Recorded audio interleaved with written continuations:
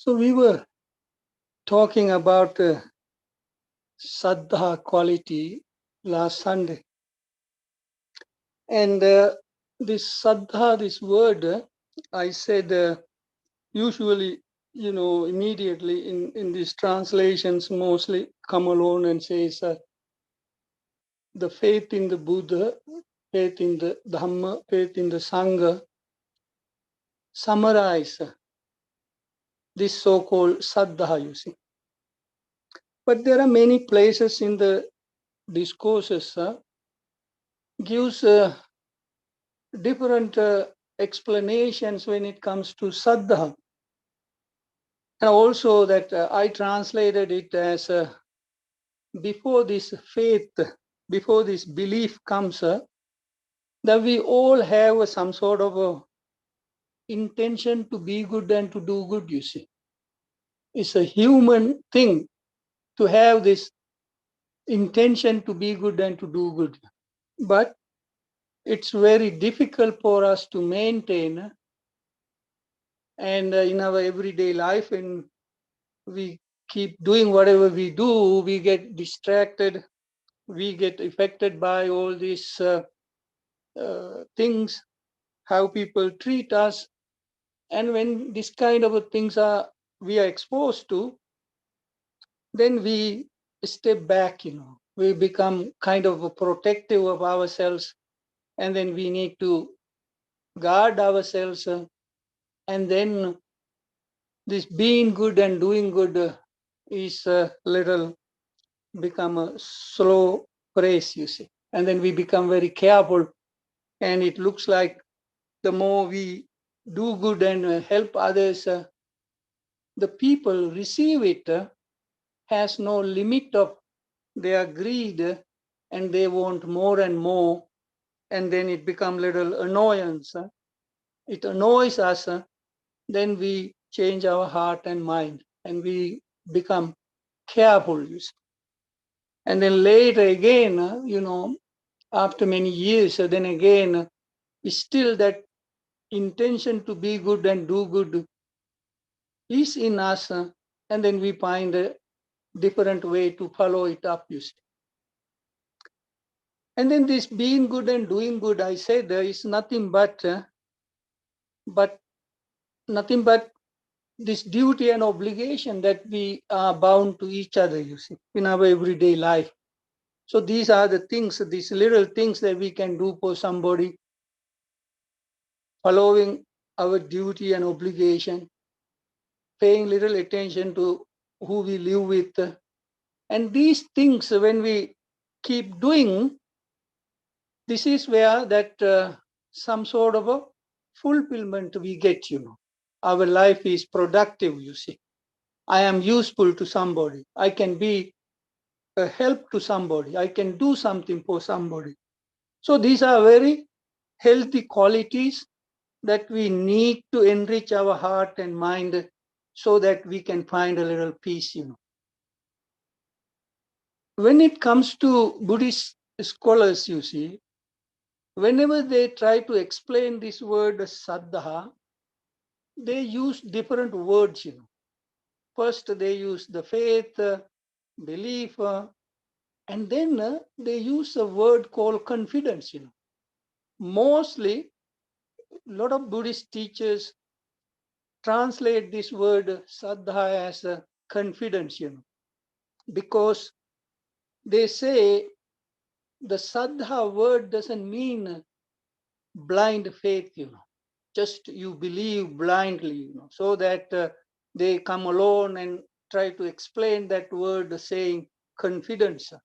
Sometimes conviction is also goes with this word, And what is this confidence, This confidence is when we do good and be good, keep fulfilling our duty and obligation, and when we keep going, this very behavior, this very intentions that we have begin to heal ourselves, It gives us some sort of a fulfillment, Not in the we just want others to appreciate it. We don't have that kind of intention.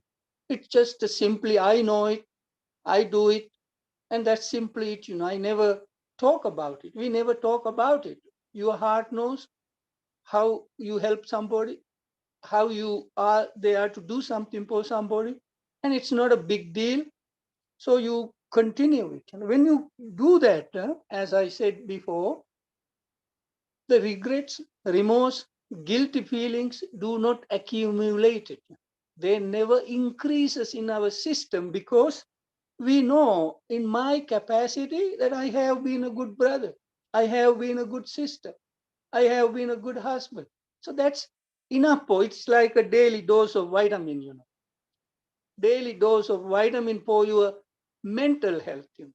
It's a very important thing. You know how you miss your vitamin, how crazy you going to go, oh, I didn't take my vitamin. I need, you panic. A lot of people panic when they don't take their vitamins. And then in the same way, this is for the mental health. When you go alone like that, it brings some sort of a satisfaction, some sort of a fulfillment into your heart and mind. And then it builds up your confidence. What is your confidence? That you know the things that you do, the way you live your life, gives you some sort of a satisfaction, gives you some sort of a happiness. So that is the confidence. This is not just believing, I will be rewarded, I will be given a ticket to heaven after I die. None of those things. It just simply bring that confidence. The way you live, the way you do things is good. It makes me happy. I, I have the confidence the way I live, you see. That is what this confidence is. It is not a kind of a blind belief. I will be later rewarded for all the good things I do, kind of a thing. It's not that kind of a belief. It is practically, this is the right thing, this is the good thing, therefore you stick into it. That is where the confidence comes. And then in the Buddhism, there is one place where a spiritual, very a kind of philosophical person come to Buddha and ask some very interesting questions. And at first he ignores the Buddha, thinking, what he has. I know everything. That kind of a mind he was. And then he confronts the Buddha and says, I'm going to ask you some questions. And then he asked this question. Kinsu the vittam purisassa setta. He asked, what is the highest wealth for a man in this world? Just imagine, 2,560 something years ago, this man asked the Buddha, what is the highest wealth for a man in this world? When this question is asked, Buddha says, Saddhi the vittam purisassa setta. Saddha is the highest wealth for man in this world. So then, in our normal day-to-day life, when we ask, is this the highest wealth? No, for us, this doesn't mean anything. I have to be rich. I have to have houses, beach houses, this, that. This is what all this wealth supposed to be, because that is where happiness is. That is what we got to die for, you see. Got to work hard and screw everybody, whatever way you can make some money, and we go alone. This is what's going to make my life happy, you see. But this is not what Buddha says. Buddha says Saddha quality is the highest wealth for a man. So then when we see this, how it become such a wealth, you see, there are a lot of rich people, but they feel very poor inside, you see. At the same time, no matter how hard we work and whatever we earn, later in our life, we know that I am not really entitled to these things. I got to take my hands off. give it to somebody, leave it with somebody and go. And then this is where very reluctantly we have to put somebody else as in charge, because I can't hold it anymore. I can't even write a check for myself, Somebody else has to write it, This is not very pleasant, because we thought, I am in charge, It's all mine. But later on, we can't claim it. So this saddha quality is become a wealth means when this kind of a way we live, doing good, being good, and go along with, there is no fear of somebody is going to take what I have, you see. All the other stuff that my wealth I own or I have, either I have to give it to somebody else down the road, or the state or the county will take it. So always there is a possibility that I also may lose it. It happens. So then the inner wealth, in this way, when you have, wherever you go, in whatever zip code you live, it's going to be with you. And in the Buddhist way, this is the only transaction we can have from this life to next life, you see.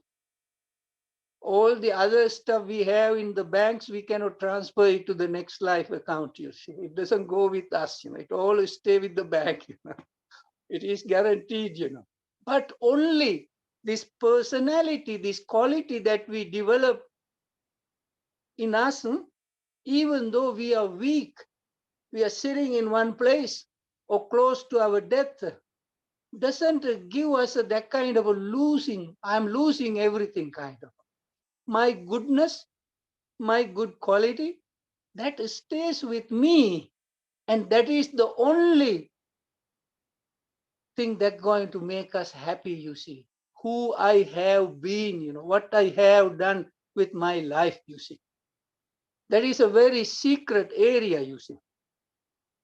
We can see always whatever stress, frustration we face, or whatever the other situation is, always when we have lived our life in a certain way, when we have developed some good quality in personally, and that always gives me the energy, that always give me the strength, that always dispel all these distractions.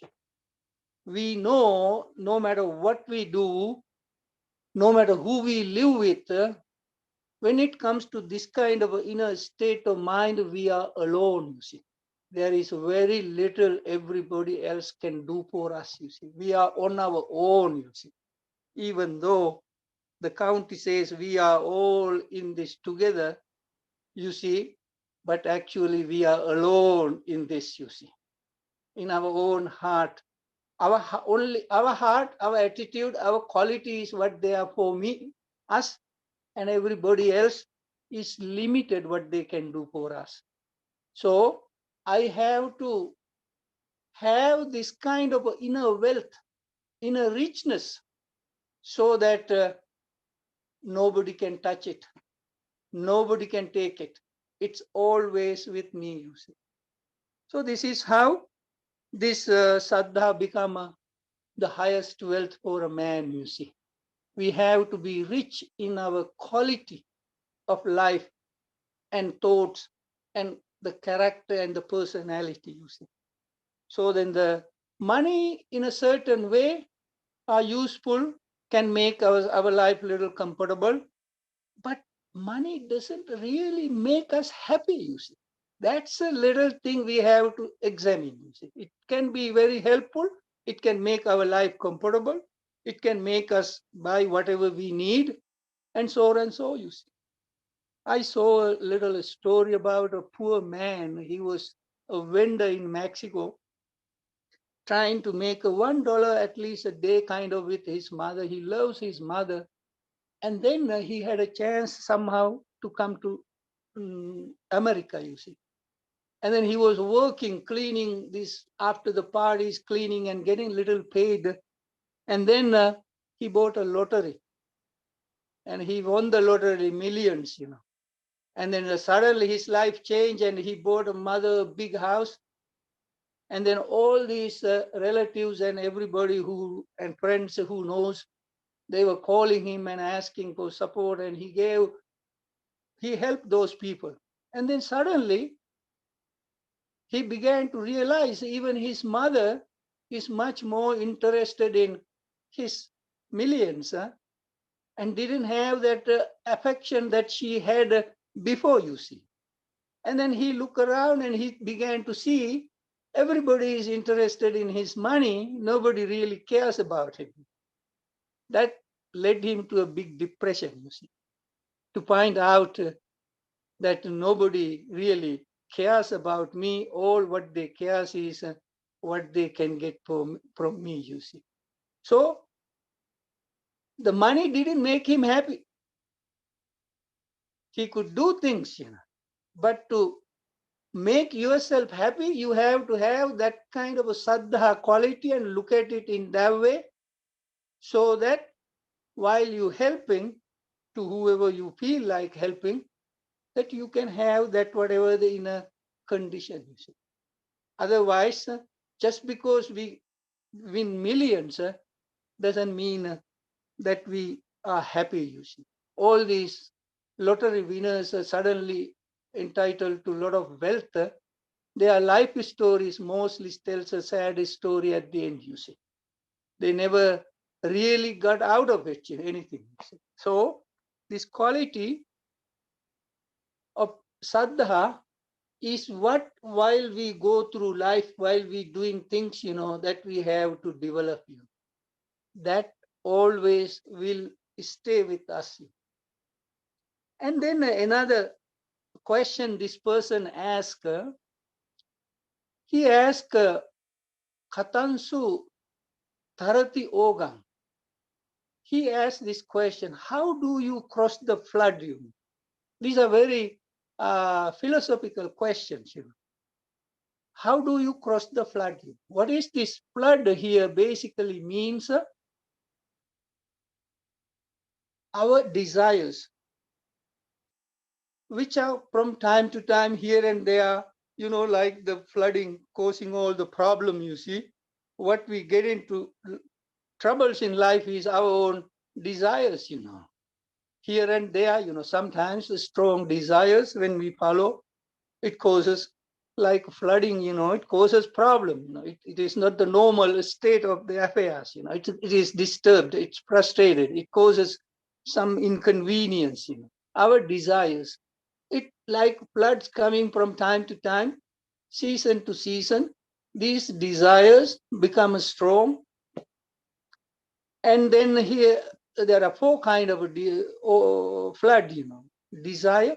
And then the second one is becoming. Becoming basically means whatever we have experienced, which has been pleasant, which has been giving us some sort of a taste or joy, that we naturally want it to occur again. We want it to continue, you see.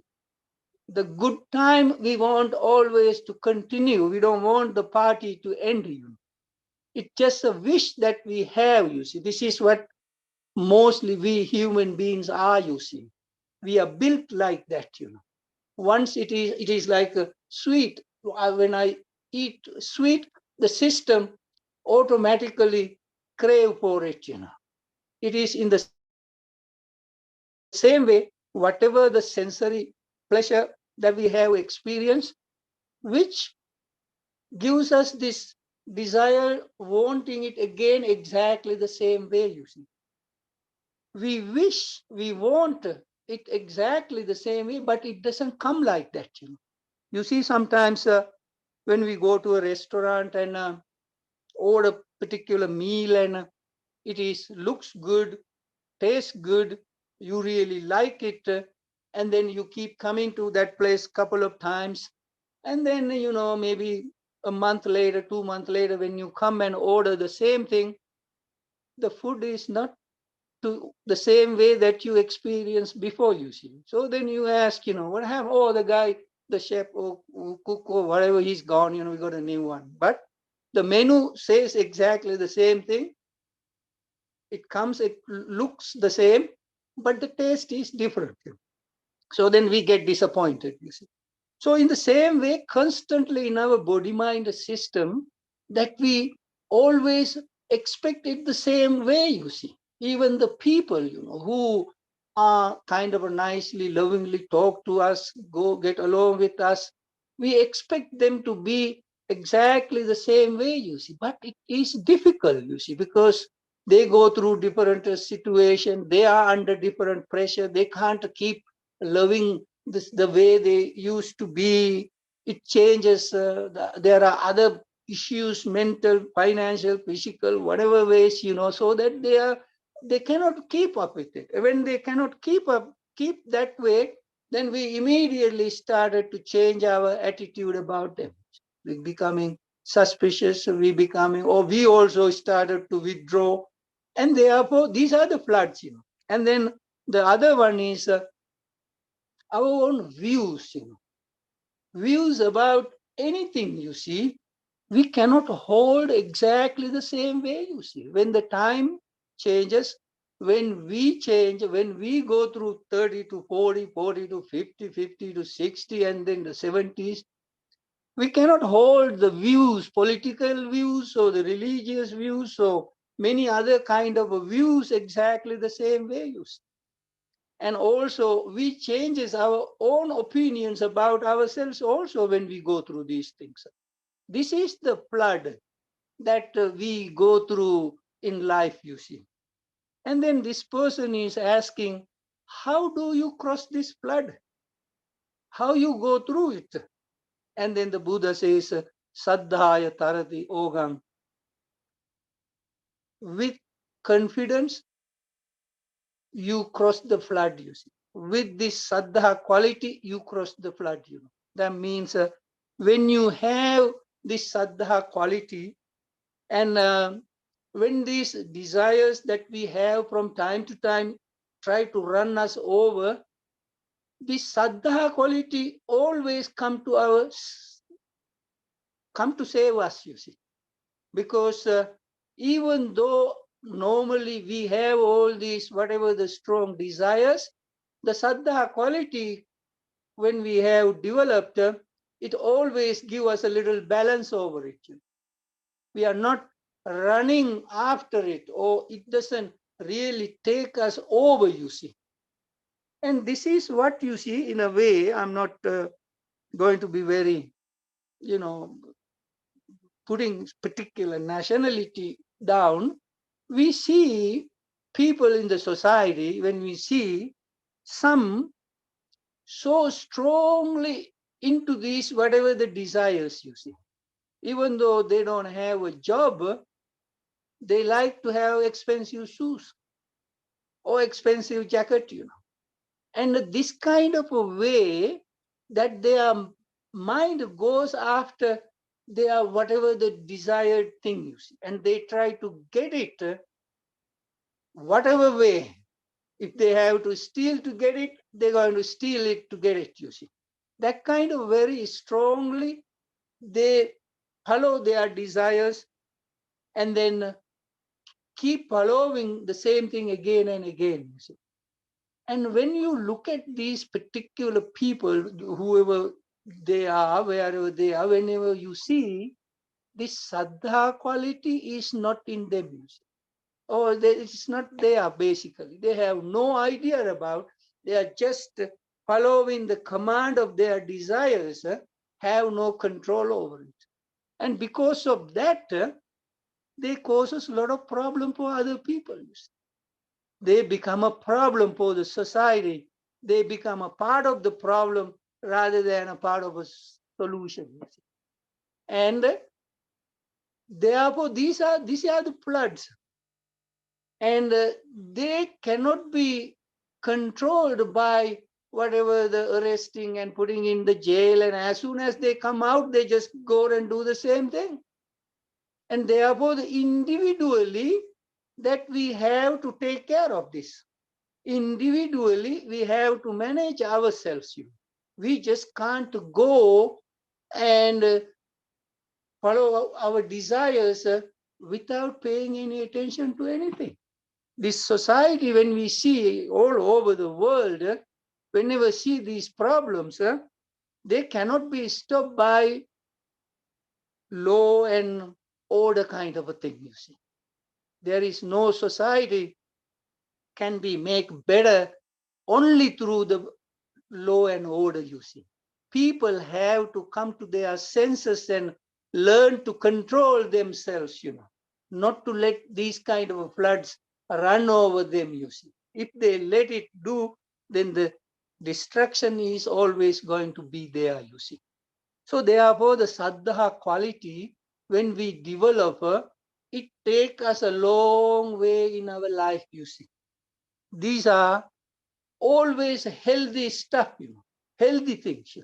It's not just immediate gratification, satisfaction, this whatever the peace gives us, you see.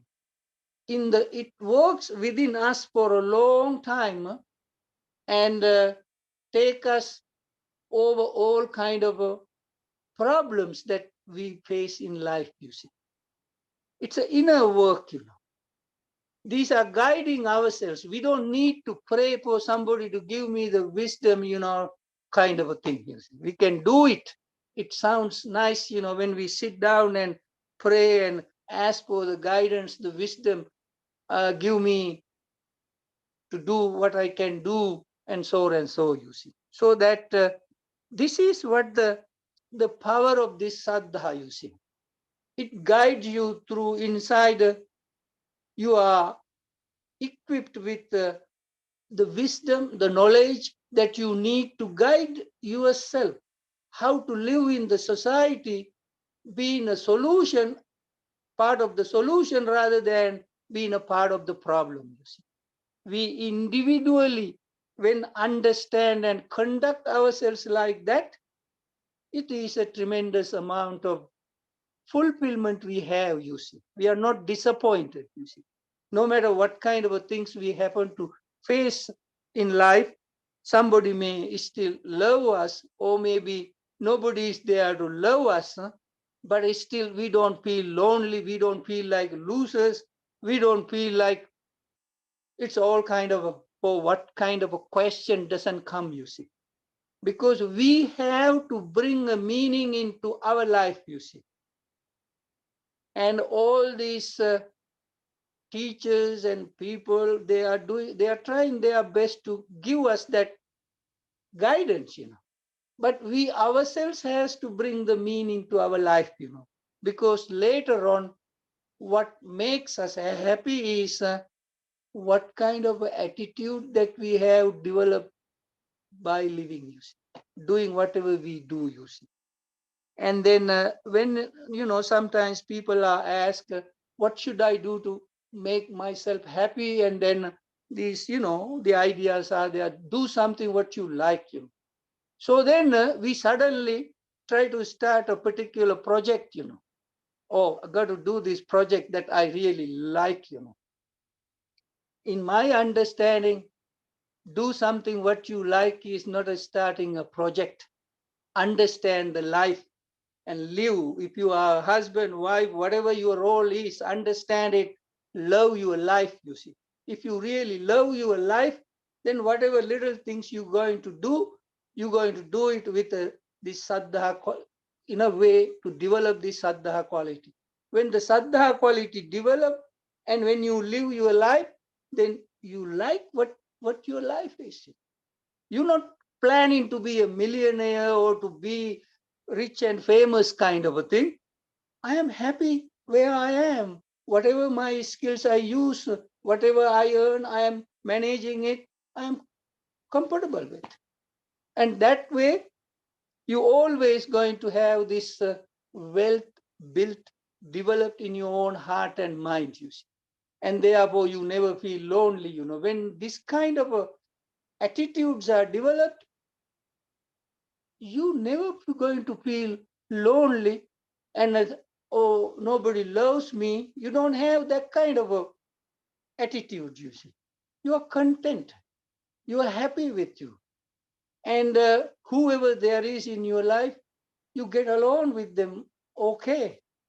And therefore, the saddha quality is an important thing. That help us cross this whatever the flood of suffering, which from time to time can run us over, you see. All right. Thank you very much for listening, and let's meditate.